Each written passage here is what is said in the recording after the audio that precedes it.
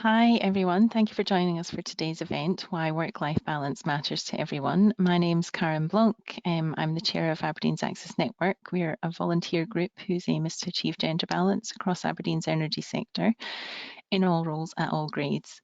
It's a pleasure to finally be hosting our first Access Network event since the start of the pandemic last year. So thank you to Baker Hughes for making that possible today.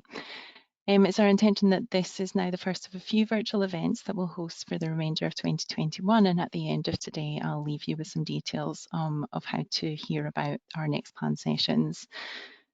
A few notes on housekeeping before we get started today. So we've intentionally kept today's session to an hour so that we can maximise our time together. We'd encourage you to engage with the call, raise questions as you think of them in the question panel. It should be on the right hand side of your screen. And shortly we'll hear from our sponsor and our guest speakers before we move to a Q&A session at the end of the call, where I'll be asking as many of your questions as possible. We will share the slides after the event, but we're not able to share a recording of the session, so we definitely encourage you to stay engaged because it's the presentations and the Q&A that we think you'll take the most value from. So as many of you will be aware, Access Network is an Aberdeen-based not-for-profit run by volunteers. We support individuals and organisations in their gender equality work and run a number of cross-industry initiatives, including a very successful mentoring programme, open events such as today, although less during the pandemic, and we've recently produced inclusive offshore working guidance for North Sea operators in partnership with Step Change and Safety. We focus on steering organisations away from placing the issues related to gender inequality at women's feet and instead encourage efforts to change work systems and cultures to work for all. Today you'll hear our speakers talk about how gender stereotyping and systemic bias hurts everybody and why dismantling this will help us to solve gender inequity for both women and men. Our guest speakers today, I'm joined by Ian Dinwiddy of Inspiring Dads. Ian is a coach who helps stressed dads balance work and fatherhood, supporting them to build meaningful connections with their partners and children and focusing their energy to create purpose, calmness and direction in their lives. I'm a fan of Ian's on LinkedIn, so I'd encourage you all to follow him if you're not already. And we're also pleased to be joined by Peter Duff, who's a diversity and inclusion advisor, coach, mentor and consultant. Peter was previously head of D&I for BP in the EMEA region and has extensive knowledge and experience across all aspects of diversity and inclusion and works with a range of companies and organisations. So thank you both for joining us today. And before I hand over for you to hear from our speakers, I'm pleased to introduce you to our sponsor today, so Terry Knight. We'll say a few words. Thank you for making today possible, Terry. Oh, I need to unmute you, Terry.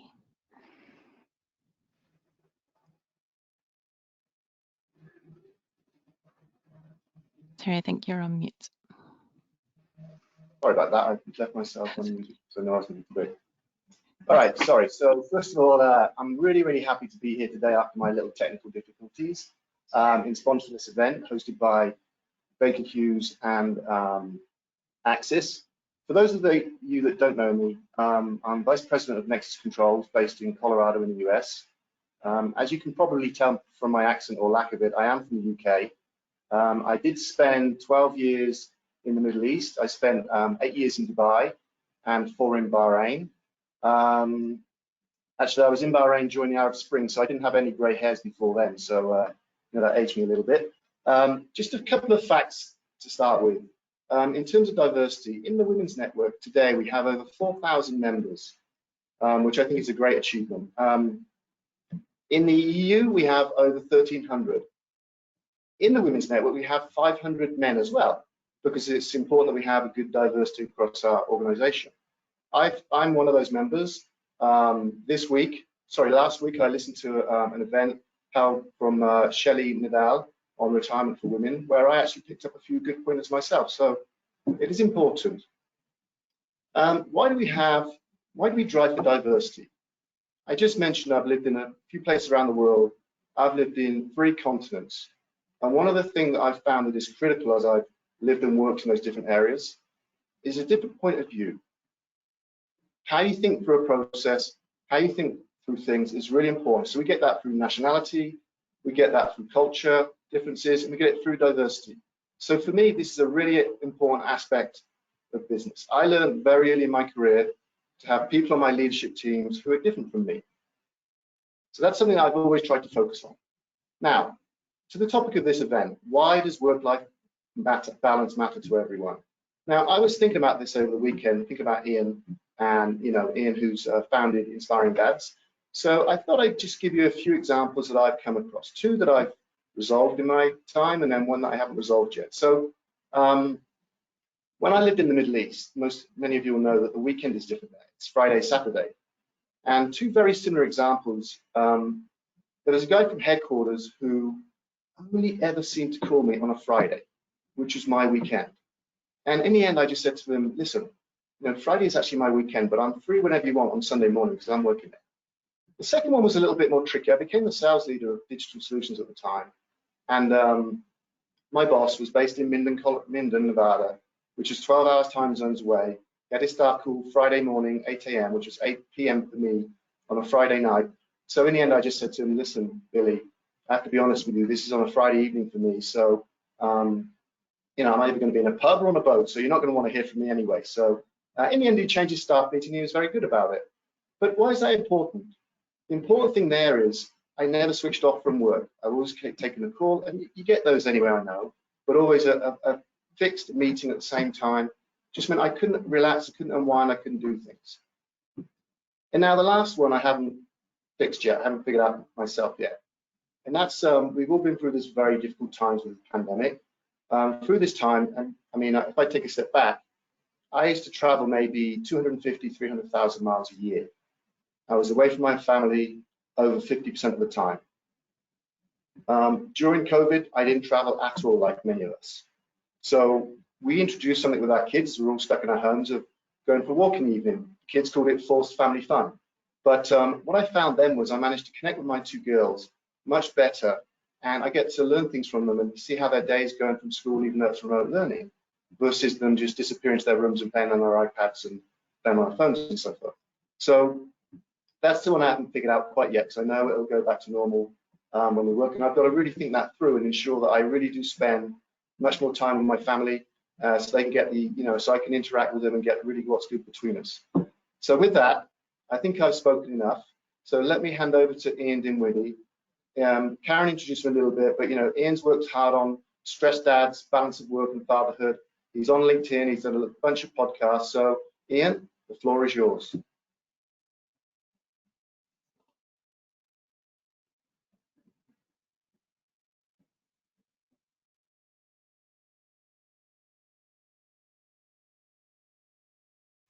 There we go. I think we're both talking about stressed dads. Terry, thank you very much for the introduction. I'm feeling a little bit stressed. I've just spent the last couple of minutes before we started. I had to go down and chat to my children about how using the iPad at the moment, when Daddy had technological issues with his Wi-Fi, was perhaps not the best thing in the world. My son was very apologetic, and now we've just played a little bit of mute bingo with me pressing unmute at the same time as Pam has been very kindly pressing mute at the same time. We've been going forward and back. So I'm feeling a little bit stressed, and that's a little bit of the story, but we're not really going to talk about that today. The purpose of today is to talk about why work-life balance matters to everyone. And I want to bring to the table a few examples of why, thinking about men who we don't necessarily include in the D&I conversation, and by necessity, it's not, a focus on men isn't an obvious place to start a D&I conversation. But what I want to bring to the table today is some ideas around what are some of the pressures that men face? How does that change with fatherhood? And then how do we sort of look to use men and men's desire for work-life balance, which, as Terry has been talking about really eloquently and really evocatively in terms of his relationship with his own girls, we'll talk about how actually some of the benefits of COVID can be used as an opportunity for everyone to get better work-life balance and perhaps change the culture within organisations which will benefit everyone. So first off, men's hidden struggles. Sometimes it's easy to assume that men have got it all together. It's relatively easy to be a man in the workplace in particular, but men do suffer from depression.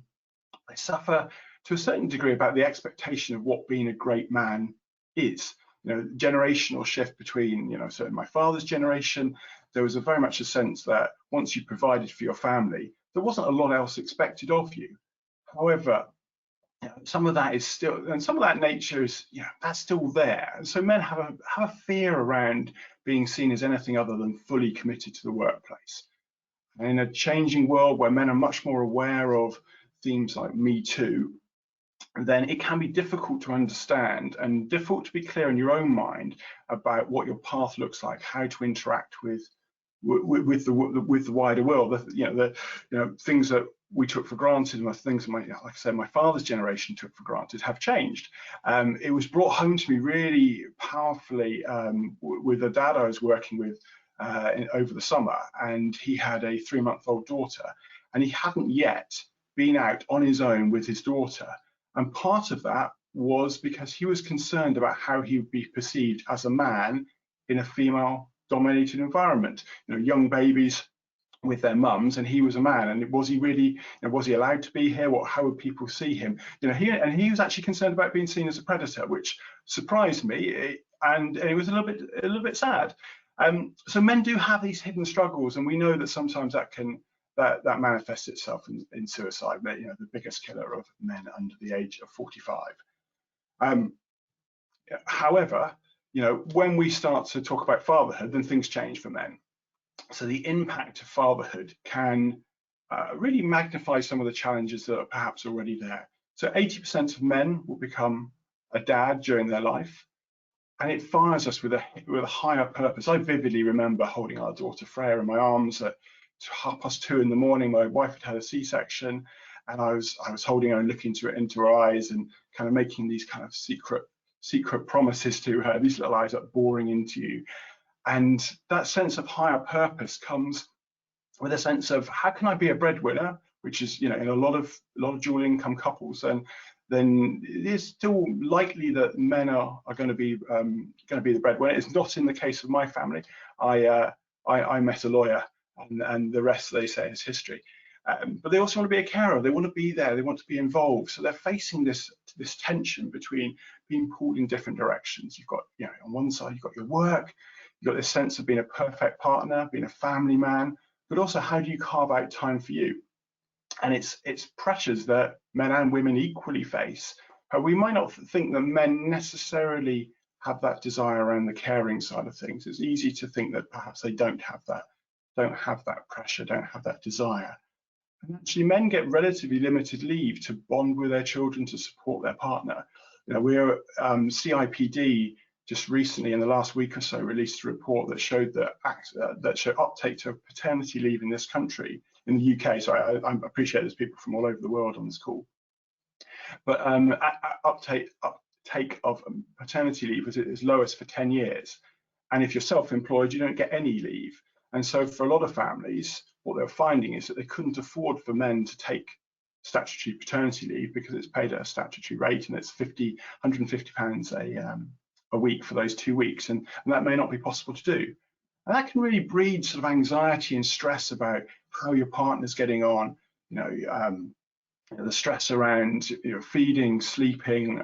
I remember very vividly this idea of getting the right train home. I realized my wife knew exactly what time I'd be walking in the door, depending on what train I would take. And if I said, "Oh, I've missed the 6:15 train," and those extra 15 minutes it took me to get home really, really made a difference for her and her mental health.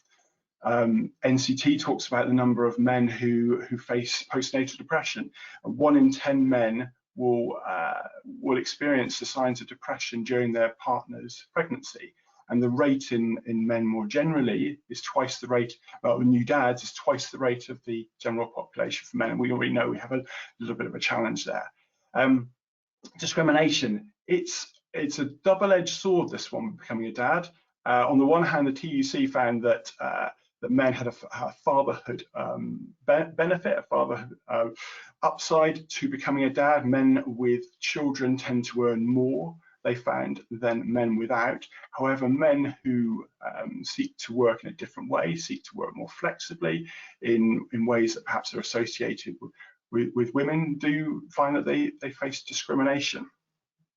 So what do men say they want? I think this is sometimes easy to assume that all men think the same way, but actually for a lot of men it's about being a present father. GQ magazine had their State of Man, their 30th anniversary survey, and it found that the #1 thing that men, readers of GQ magazine, said that the #1 thing about modern masculinity was being a present father. Talk about good work-life opportunities, good work-life balance opportunities. And part of that is to do with flexible working. Zurich did a really fascinating, the insurance company did a really fascinating case study with the Government Behavioural Institute Insights team, and it ran pre-pandemic. And what they did was they changed the way they wrote their job descriptions. And so every single job that was advertised talked about flexible working at the heart of it. So you didn't have to ask for flexible working, it was built into that job description.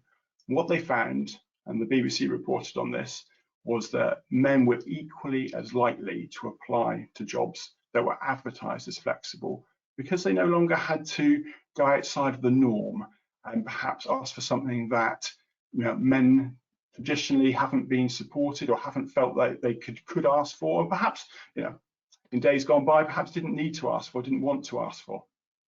Men that I work with, they talk about the father they don't remember growing up, and it's not that their father was a sort of bad father or a dangerous father in any sense, they just don't really remember them being there. And this comes up quite frequently, more frequently than perhaps you might imagine. I've in many ways feel very fortunate. My dad was a chartered surveyor. We lived in Somerset, and he was able to schedule his time around picking us up and dropping us off. And he would come on to sports events, which perhaps a bit of a cliche, Wednesday afternoon sports events, and he would schedule his time, and he had a huge amount of flexibility to do that. He had a car phone in his car when Car Phone Warehouse was the obvious name for a mobile phone company. So COVID, obviously it's still hanging over us, and depending on where you are in the world, then it's still very much front and center. Things have changed a little bit in the UK from that perspective. But what we've found, what men have found, what dads have found, is that actually there are benefits, there are challenges from COVID, but there are benefits in terms of working patterns, connection with our family, exactly what Terry was talking about in terms of his daughters and going out for family organized fun.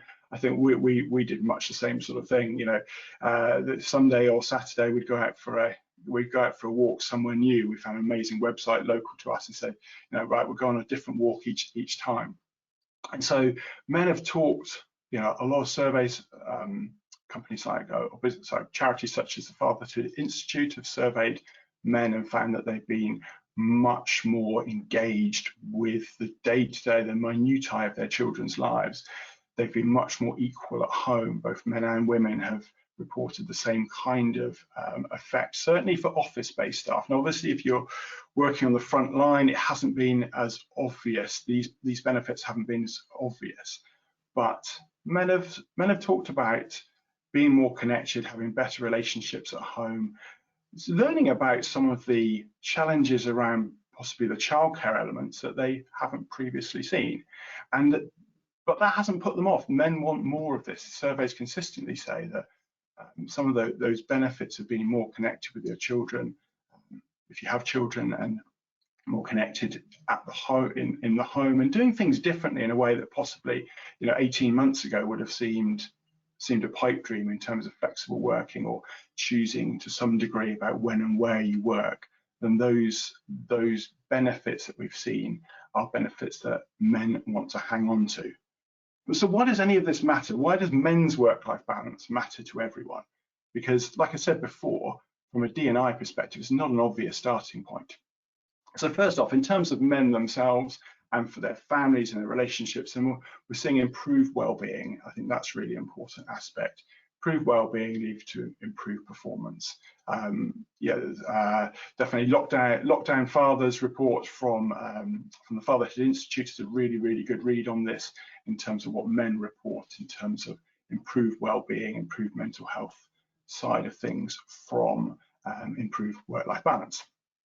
But I think one thing that's really important to include within the gender side of things is moving away from flexible working, remote working, from being seen as perks for mums, because then we create a two-tier system. And the challenge with that is that we see women as the only ones who want flexible working, the only ones who work remotely. I did a similar presentation a couple of years ago for a business actually called Actis.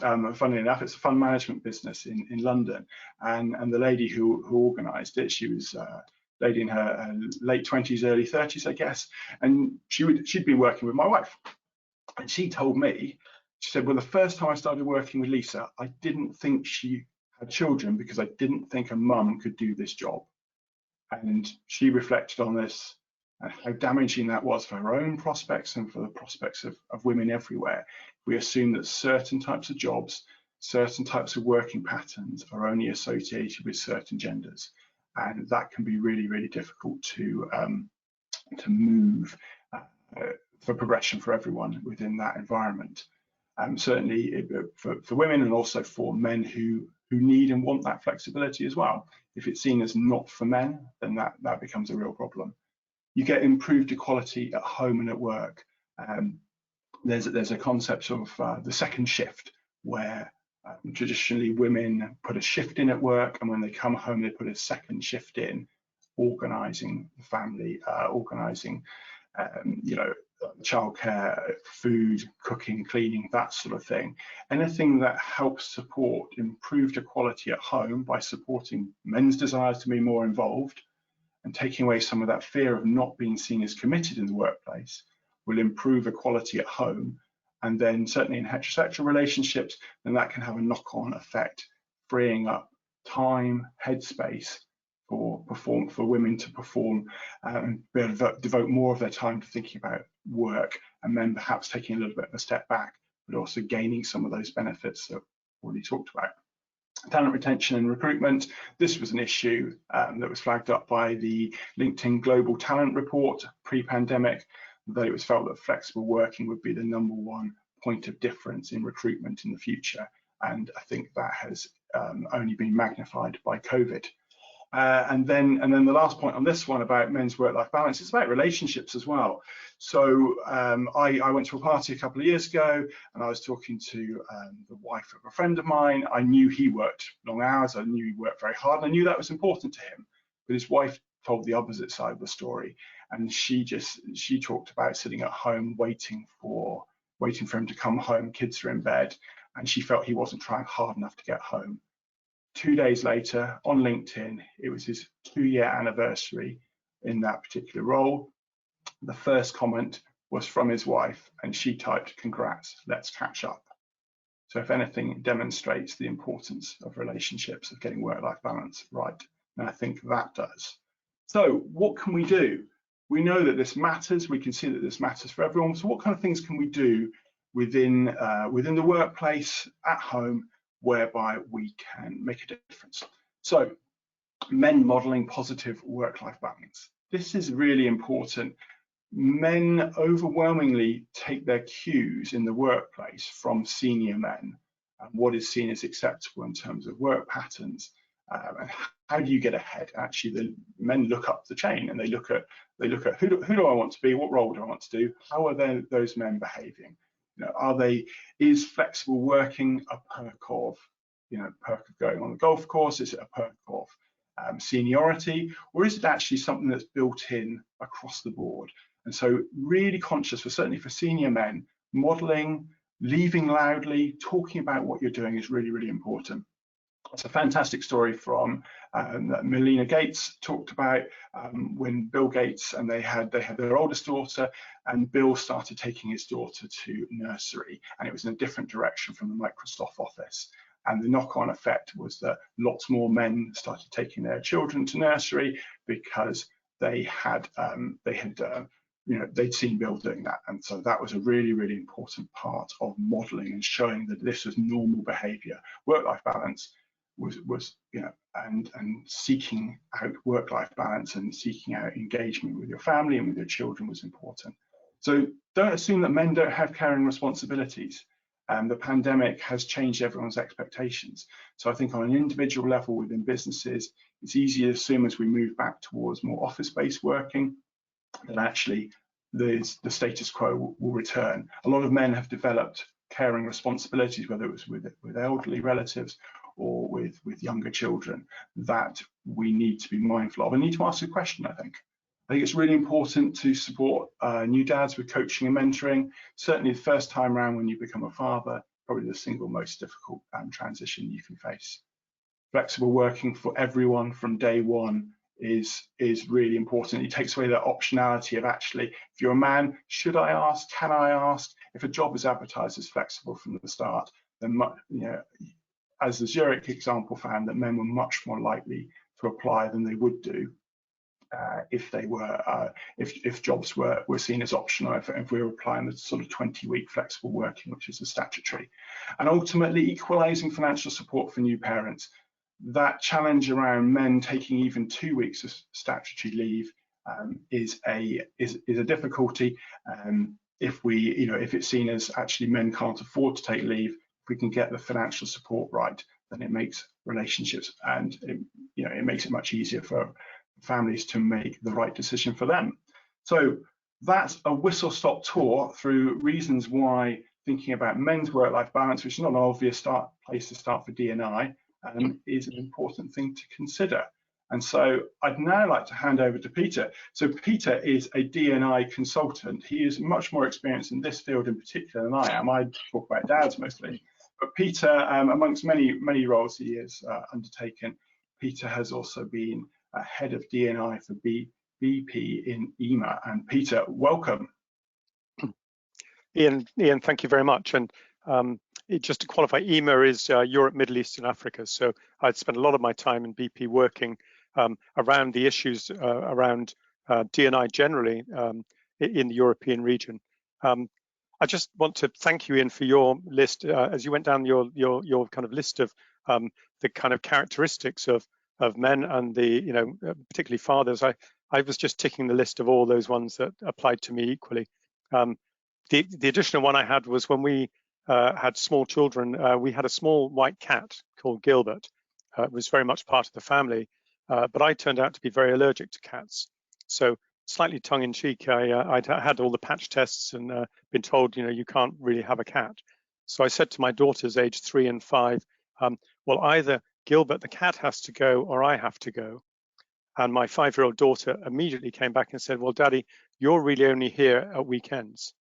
And I thought, coming back to some of Terry's comments about traveling, this is very relevant. And, I think, Ian, thanks for highlighting some of the issues around fathers in the workplace. Of course, it's not just fathers in heterosexual relationships. It can be fathers in any dual partner relationship or parents in any dual partner relationship where sharing and sharing responsibilities and time commitments, etc., is so important. But what I want to talk about today is more to think about D&I in the workplace. And firstly, why don't men get involved in D&I? And secondly, what can you personally do about it? So let me start just with a quick story. It was when I was working leading D&I for BP, we went around a number of sites, including Aberdeen, BP's site in West London, the research centre there, Central London, Canary Wharf, and to Hull, and a couple of ones in Europe, talking to men about D&I, largely at the request of site leaders who said, men just don't seem to get involved in D&I here. And I just want to highlight one. It was just before COVID, so when we were allowed to visit. And I was in Saltend Chemical Works in Hull. I don't know if anybody there has been there, but I was sitting with a group of about 20 men, mostly in overalls, lab technicians. They'd all come off shift or they were breaking their shift to come to the session. And to give you an idea, they were mostly sitting like this with that kind of, what the hell are you doing wasting my time look. And the reason I'd come particularly to that site was that the site leader there, who was a Dutch woman who was very forward thinking on D&I, and she had been increasingly concerned about the men that weren't engaging in D&I. Now, as Terry noted, in Baker, you could have a business resource group, an employee resource group, where you get a lot of representation from men, but it's the men who don't get involved in those that we were concerned about. And we listened to these men. There was a group of about 20 of them, and we listened and tried not to tell them the answer. We just tried to listen to what they had to say. And it turned out that they weren't the kind of, as you might call, the hairy-armed naysayers that we expected or perceived them to be. There were a few who obviously thought D&I was still something that was about women, or that they was concerned that women were getting all their jobs. But the vast majority actually had the opposite view. They said, we think diversity matters. We want to get involved, but actually we don't have a voice. We don't feel that we're listened to. Now, there may well be some women, and probably men as well, but women, especially on this call, who'd say, well, that's about time they got a taste of our medicine. Men have all the privilege, and over many years in society, the privilege that men, particularly white men, have mean that they haven't needed to be listened to or to be seen. They already had the voice. But when it came to D&I, we actually found the opposite. So these men, and it was primarily white men, would say, actually, we don't feel included. We don't feel we have a voice, but we want to help. And I think a part of this is actually down to media and society, because over the last few years, things have changed. You can think back to maybe about 2015, 2016, when all the conversation was around inclusion, and the inclusion in the workplace was very much, the key, and it probably still is to most things. But actually, the media and society generally has shifted the debate, and it's become more polarized. So in many areas, in gender, in race more recently, in LGBT plus, etc., it's moved from a debate about inclusion for all to one about a polarized one of I'm right and you're wrong, and you don't agree with me, therefore you're harassing me. And this quickly becomes a kind of polarized view, where often men are the target of this polarization, men, at least in Western society. Now, when we look at that, we think, well, so just when we want to engage men in D&I, to some extent, we're putting them in a position where some of them feel on the back foot. They feel, to some extent, threatened by it. And that's not a good environment when you want to try and engage people and to enroll them in what's going on. I'm going to thank you for the slide there, Pamela. I'm just going, before going to do that, I'm going to ask you a quick question to the audience. We won't have time to go through.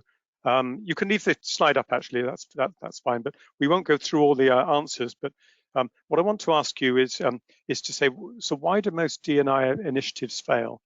Or do you think most D&I initiatives fail? Just be interested to see if we've any comments that can come up on the chat box here.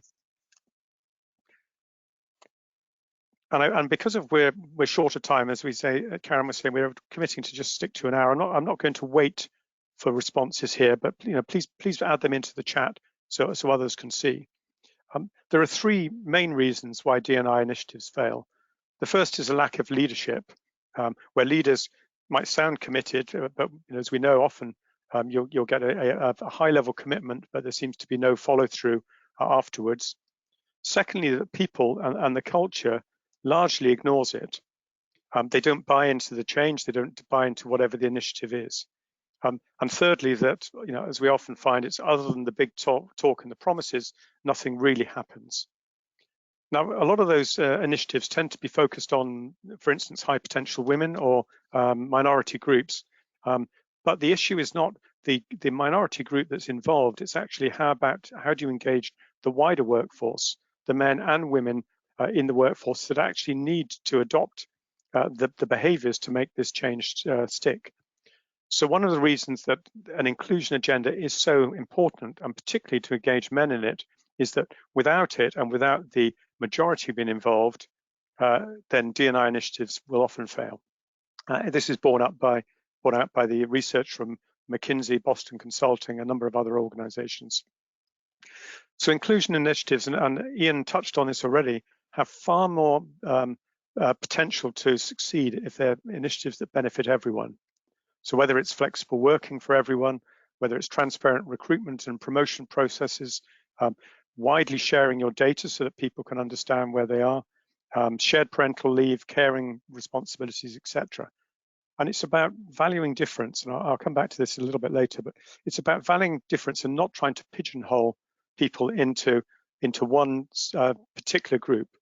So don't favor any one group at the expense of others is the underlying message there.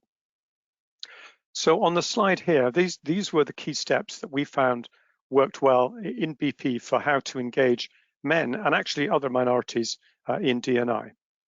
Now, bear in mind that a lot of these men would be either you or your colleagues or your leaders who may be involved in D&I, but on the whole may not be. They're often the critical decision makers on hiring, on developing, on promotion, etc. But of those people, often they'll shy away from D&I, either because they don't understand it, they don't know what to do, or they're concerned about doing the wrong thing, or frankly, some of them will maybe say, well, we just don't think it's our job. That's something that HR looks after, and we don't need to do that. So the challenge is, how do you actually engage them, to enroll them, to talk about it, to show them they have a role to play, and to start to build inclusive cultures that work for all within your workplace. These are summarized here under the 4 points. Firstly, listening to them. So we would get a group of maybe 20 people together, and do you know, the number of times people have come up afterwards and said, that's the first time anyone's really listened to what I had to say on this. So we find that by the way we structure D&I often in companies, we tend to focus on a minority, and we're actually effectively excluding those who aren't engaged in that discussion and therefore don't have a voice. The second one is to respond with open and honest information. I found I personally had a failing that if I was in one of these discussions, I'd want to step in and say, when there was a concern being voiced, I'd want to step in and say, oh yeah, but I can tell you the reason for that or the data behind it. And that wasn't what they needed. What they needed was to be heard, and then for people to go away and reflect, and then come back with a considered response, often sharing the data behind it. And too often I find that in companies, leaders and to some extent our HR departments tend to hide behind the data or feel guarded about sharing it. And we found that transparency was a far better approach for this. The third is action. So you need to identify leaders and role models who can do something to help, but also to engage the people, the men and women that you're trying to target in these actions. And finally, allies. As you engage allies, which is by far the hardest thing, over time, allies become advocates. And then you start to work to really build, in this case, gender diversity across your gender equality across your organization. And as it becomes more embedded, it to some extent becomes less of a threat for those who feel that they've been left behind by the change.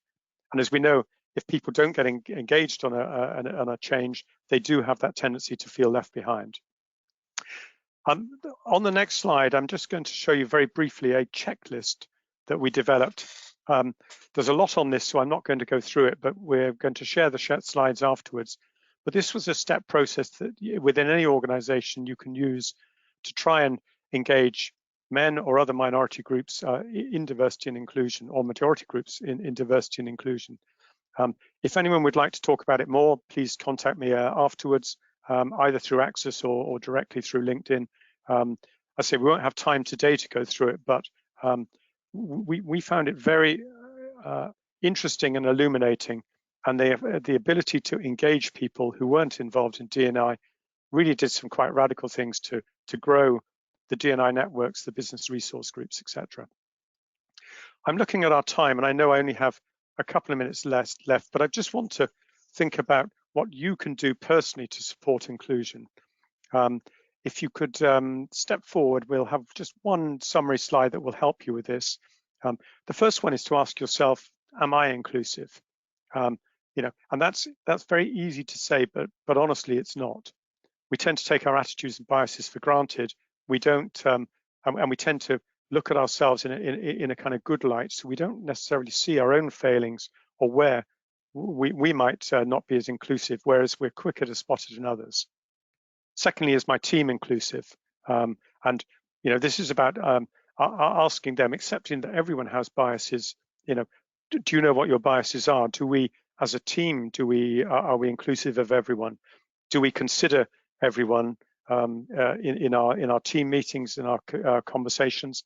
Often you'll hear it talked about of listening to the quietest voice in the room, but actually it might be recognizing that some people would much rather not be the person talking in the room, but that doesn't mean they don't have something to say and something valuable to contribute. The third one is to ask your family and friends, but we have to recognize as well that we're not all the same at work as we are at home. We would all like to be, and we think we are, but actually it doesn't necessarily mean we act the same.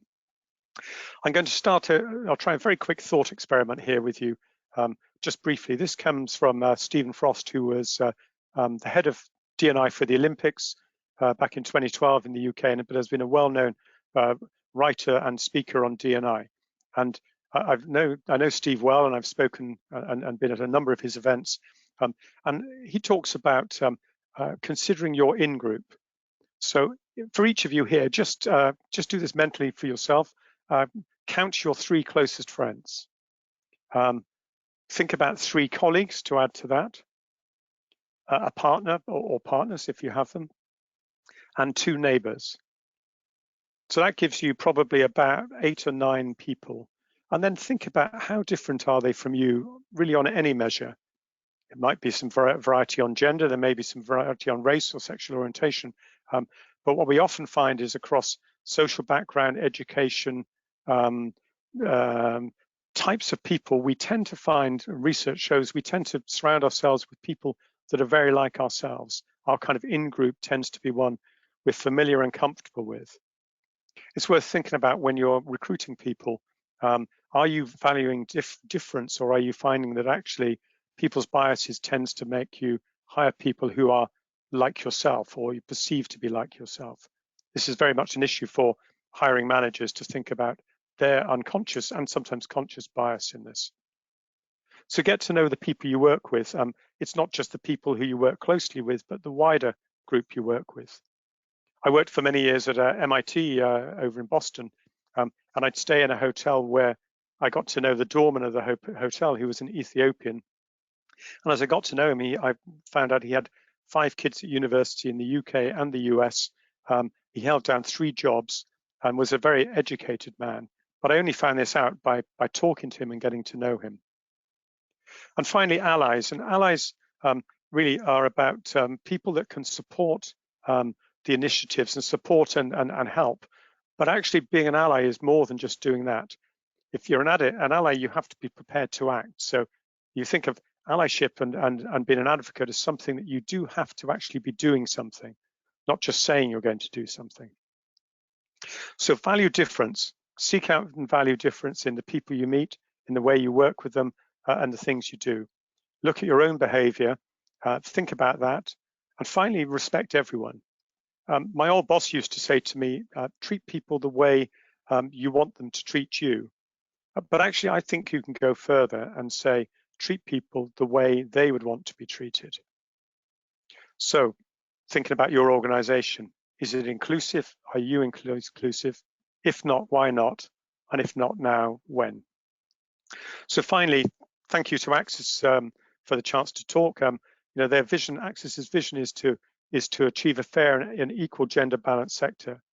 I really like Karen's earlier comment at the beginning about the fact that we didn't want to put this at the feet of women, because the majority, and sadly it still is the majority of the energy industry, is male. Men need to be involved in that gender debate about moving towards gender equality for all. Thank you.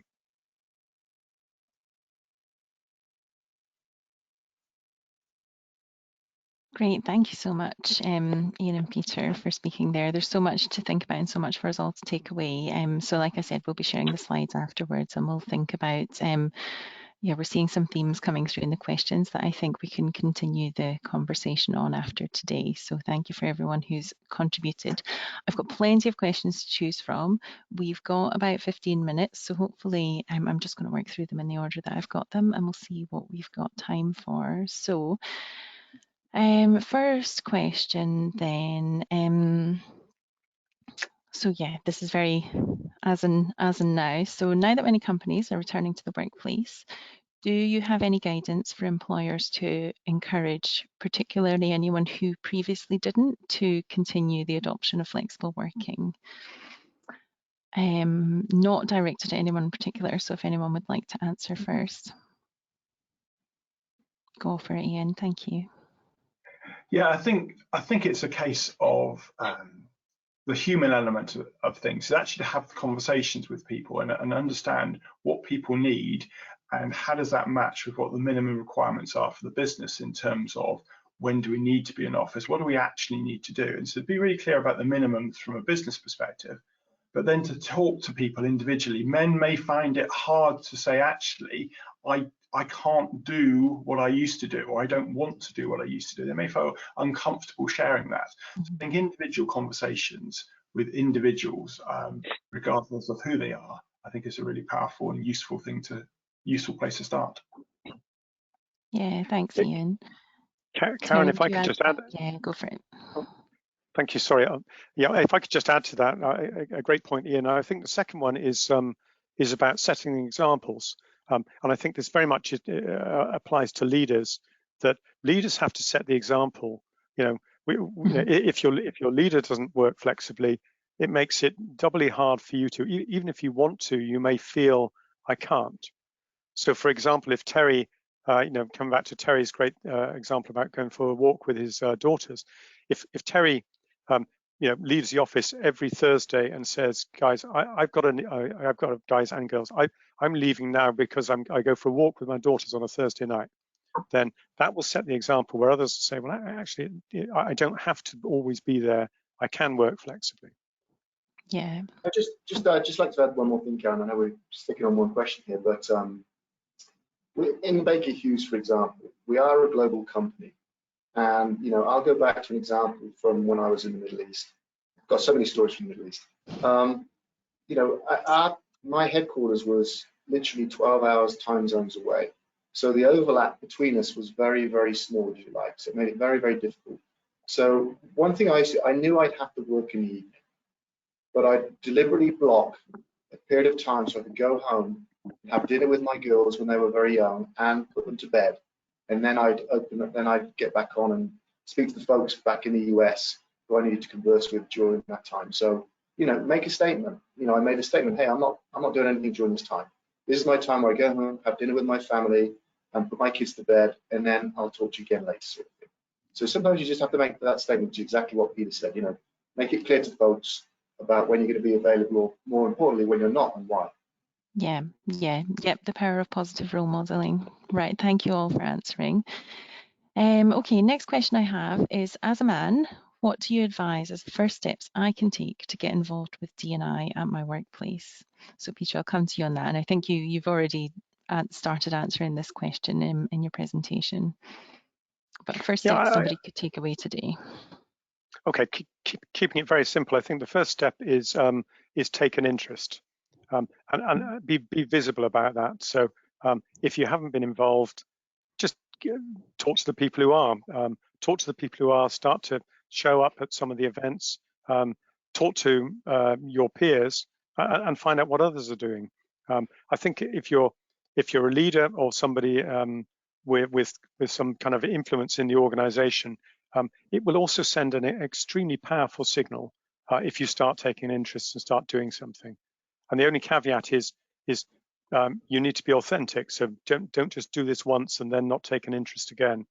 Mm-hmm. I lost count of the number of times senior leaders would say, I'd like to get involved in D&I, tell me what I can do. But actually, they didn't really take any initiative themselves. I would just add on to what Peter said. From a Baker Hughes perspective, it costs nothing, even though what Peter said is exactly correct, be authentic. It costs us nothing to join the group in Baker Hughes. You click a button and you can join a group. Yeah. You will then get invited to various meetings and so forth. I mentioned earlier, I joined a women's network event last week where they had a speaker, Shelley Nadal, who talked about retirement for women. But there was, as I said, there's many good little key points. I thought, well, let me make a note of that. I better check that myself.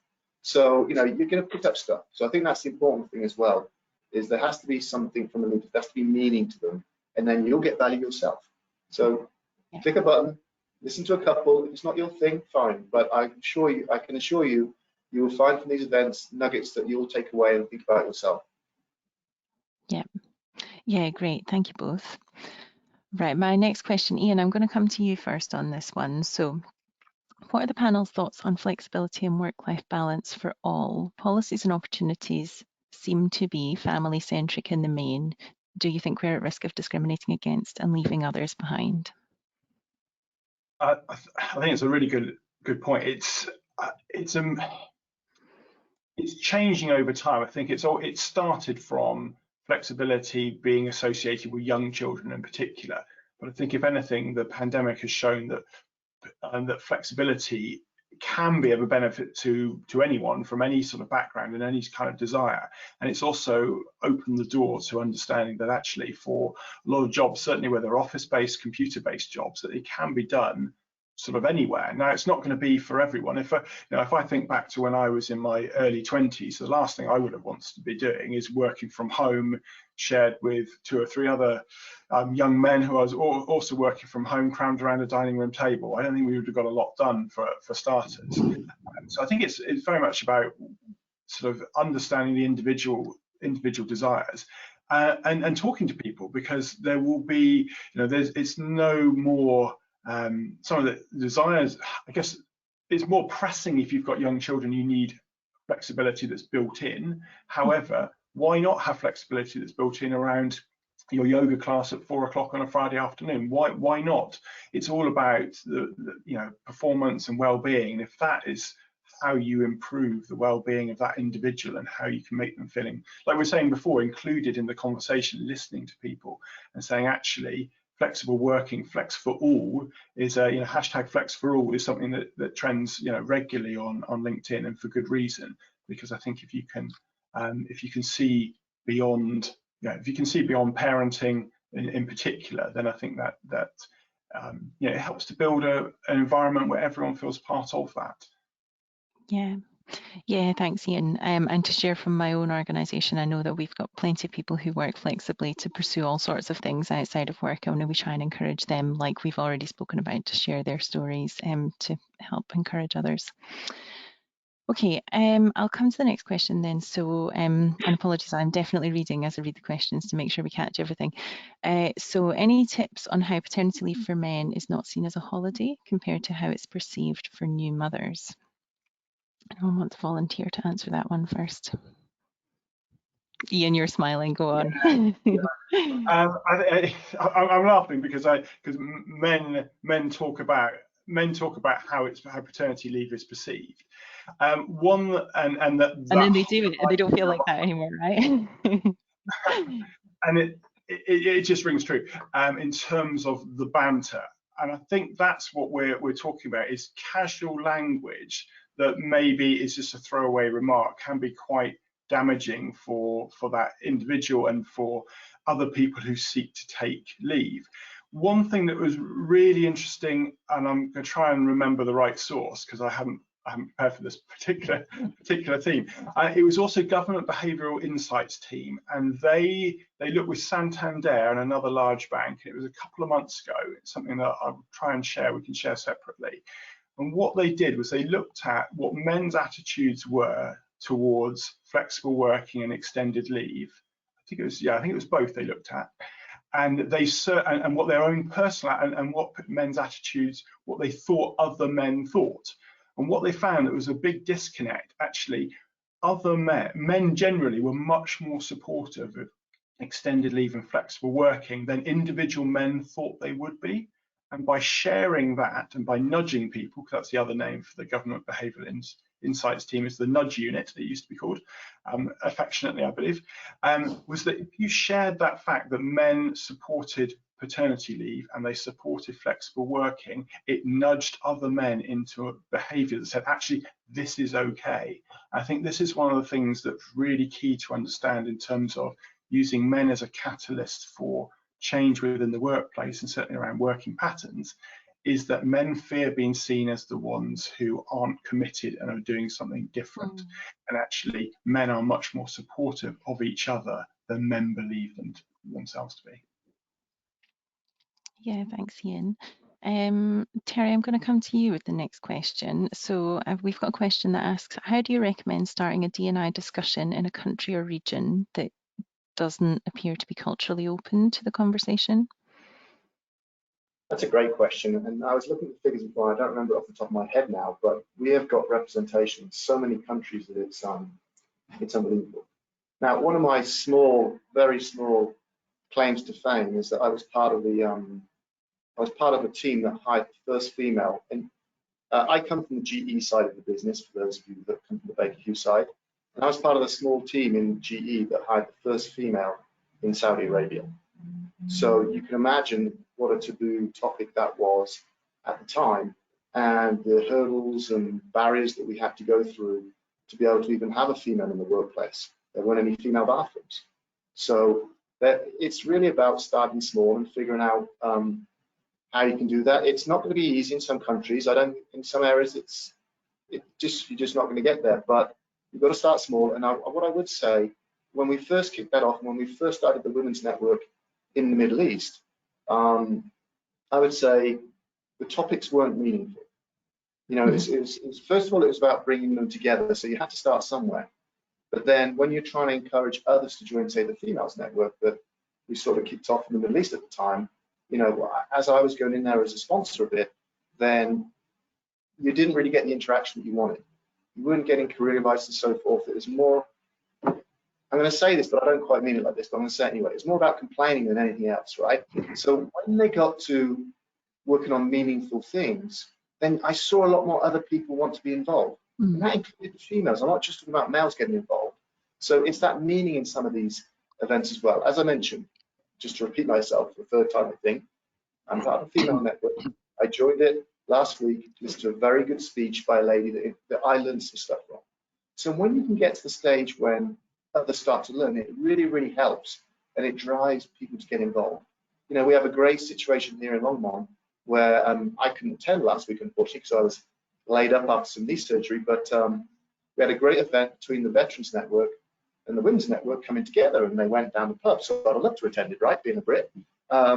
So they went as a joint team and had a joint event. So some of that sort of thing helps breed as well. So it gets more people to meet others where they think, oh, what do I want to do with the Females Network? Or what do I know with a bunch of these old veterans sort of thing? So it helps bring people together as well. So learn off if you have other D&I groups in your region, learn from them as well. Learn what works, learn what doesn't work before you kick your own off. And it just helps bring people together. Yeah, thanks, Terry. Peter, I'm about to wrap, but any quick thoughts from you on that as well? Because this must be in your area of expertise. Yeah, I very much with Terry on his comments here. I think, I mean, one example is Saudi Aramco has a terrific women's network with a lady called Reem Al Gadian who runs it. But it's built through the initiative of the women in the organization, but it's very well supported. I think the one other thing I would add, though, is if you're trying to get D&I going in a country where it's not open to the conversation, is there's a lot of power in companies sharing their experience. So for LGBT in Singapore, for instance, for women's networks in the Middle East, is collaboration across organizations as well as within organizations. And I think that can go a long way to help build the confidence that they need. Great, thank you very much. Now, I can't believe how quickly that went by, and we're going to have to wrap. So we have a couple of good questions, and we'll maybe look at how we follow up the event and see if we can carry on the conversation with our panelists today. So I'm just going to close by thanking everyone for joining us today. Thanks to everyone who dialed in. Special thanks to our guest speakers, Ian and Peter. It's been great to hear from you, and I'm excited that we're going to be able to share some of the great tips that you shared today in the slide pack. And Terry and Baker, thank you for making today possible. Thank you for giving us the nudge that we needed to make our first event since the start of the pandemic happen. And thank you to the people behind the scenes making today possible as well. So Pamela Evans and Delara Bent from Baker and Eva Hagan from the Access Committee. Thank you all so much for keeping us right today. So like I said, we'll follow up with slides, we'll follow up with a survey. We'd really appreciate your feedback on the session today and ideas of anything else that you want to hear from us in the future that would help you on your diversity and inclusion journeys. We'd encourage you to follow us on LinkedIn, to sign up as a member on the website, and we'll let you know when registration's open for our next event, which is going to be on menopause in the workplace. So I hope as many of you as possible will join us for that with our guest speaker, Liz Clayton-Jones. Thank you very much. I'll close this there.